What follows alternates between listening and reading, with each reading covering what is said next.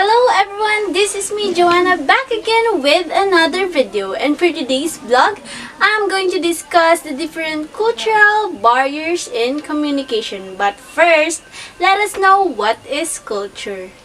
Culture is defined by the shared manners, customs, beliefs, rituals, ceremonies, laws, ideas, thought patterns, arts, tools, social institutions, religious beliefs, myths, and legends, knowledge, values, a concept of self, morals, ideals, and accepted ways of behaving.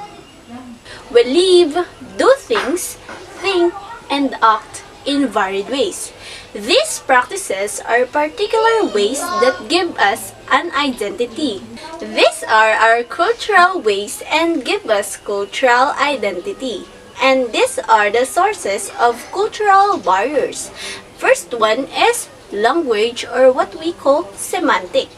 Language is considered as the most crucial barrier in cross-cultural communication. Since verbal communication is important in every context, the understandings of the meaning of words are also important. The language barrier occurs not only because of differences in language but also in the forms of a variety of dialects. The examples are of Chinese and Russian language, where different dialects are used in several parts of the country. If one communicator is not aware of the exact meaning, it will create misunderstanding and lead to a conflict of ideas. The second one is cultural norms and values. Each culture holds its own values, meaning, and norms different from one another. This difference is caused because of truth, belief, and judgment through which they acquired knowledge about society and culture. For example, in Eastern countries like India, Pakistan, Sri Lanka, the meaning of physical proximity is different from that in Western countries. In Western culture, people share physical proximity or closeness only with the persons whom they know. This is the reason we can find a calm and quiet environment in public transportation in Western countries. On contradictory, we can find a huge, crowded environment in Indian suburban and metro rail transports.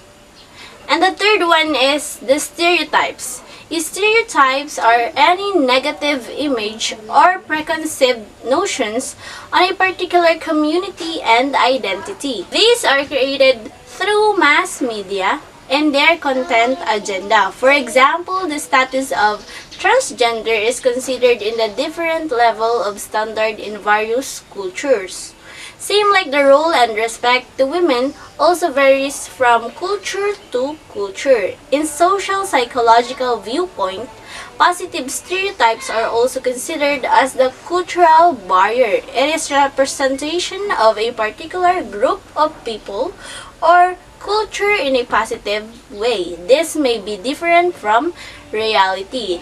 The positive stereotypes creates frames of reference in the mind of people in cultural context. For example, it is considered as people in Italy are having a great interest in art.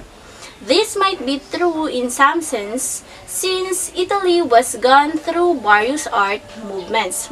But if a foreigner visits Italy and interacts the Italians with that mindset, he may find it difficult to encounter the reality.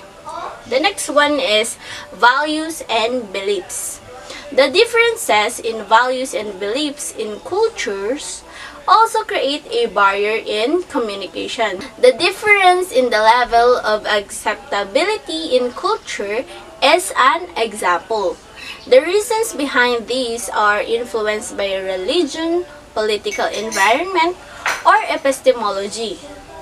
Rockich, in his book, The Nature of Human Values, in 1979, defines the value as a type of belief that is centrally located within one's total belief system. Values may be explicit or stated overtly in a value judgment, or implicitly or inferred from nonverbal behavior, and they may be individually held or seen as a part of a cultural pattern or system.